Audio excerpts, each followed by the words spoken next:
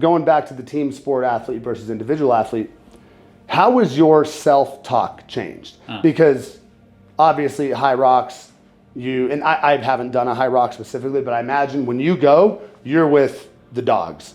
It's you guys. You're not out there with the rest of the crew, right? You guys are your own thing. Like, yeah, probably 75% of the time. 75% of the time. So what does that look like as far as the self-talk? If you have a strategy when you go into HYROX, right? You're not obviously doing it random. What does that look like, the self-talk? How are you moderating, staying in a good headspace? And not only in competition, but dude, like when I'm watching you work out, dude, the workouts that I've seen you do by yourself those aren't really fun workouts to do solo.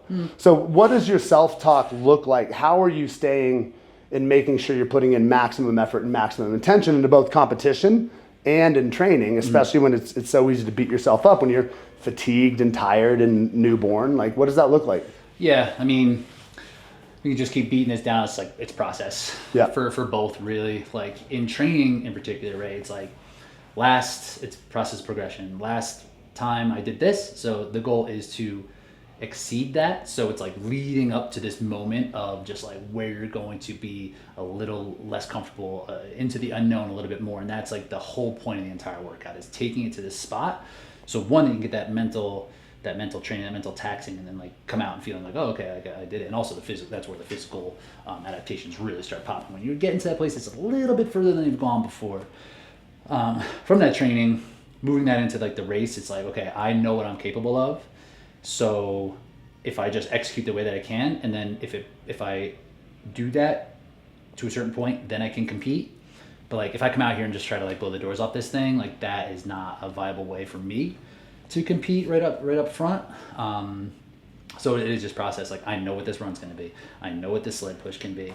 I know how many lunges it takes to do like a length, and just like staying in that moment is really helpful, so that the moment doesn't get too big, so that the competition doesn't have an effect on what I'm trying to do out there. So it all is just like tied together that way, but it does start from process and progression during training. Yeah, so are you reverse engineering? And what I mean by, with all of my goals, I reverse engineer. If I have a big deadlift I want to pull, get the calendar out, and I have 16, 24 weeks. And then when you look back, you're like, oh, like this is chunked out week by week. If I put all my attention and focus into this workout today, it's going to set me up for next week. And then by the time it's a waiting game. If you just eat, sleep, take your Hulkamania vitamins, do your thing, get hydrated, all of that, like it's only a matter of time. You've walked this path so many times that like this goal, it's kind of already in. It's already done. It's already done. You just it's just a game of patience at that point, right?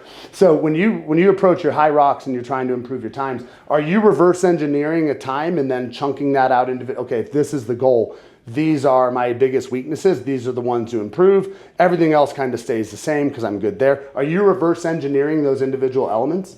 More or less. Okay. More or less. And like the nuances of HYROX, like it is always the same, but like it's always the same, kind of like how a marathon's always the same, where like you run a marathon, the Colorado Marathon starts at 7,000 feet and versus Chicago, which is sea level, like it's the same distance. It's not the same race. The outcome is going to be different. Yeah. HYROX is similar to that. Like they just haven't really dialed in like the format. Every course is like a little bit different, turns here or there, like the way that things are set up. So when it comes to time, I kind of throw that out the window. It is more like how I want to perform against the competition, more or less. Like that is my proxy, or versus what I previously done and what I think I'm capable of. But yes, it is very much like I haven't necessarily been able to figure out how to dial it all the way in to be like, to have it on the calendar and be like, if I do all of these things, I can get here. It's more like I have this much time. So if I start here, I can end up with this much work. It's really about trying to maximize the amount of work and what that is going to do for the result, as opposed to like, here's the result that I want. How do I get there? So yeah, it is more just like, how can I manage the load, the intensity? Where am I going to kind of put things in places? What kind of accessory things am I going to do to get me to this place where I feel like I can outperform where I previously was? Sure.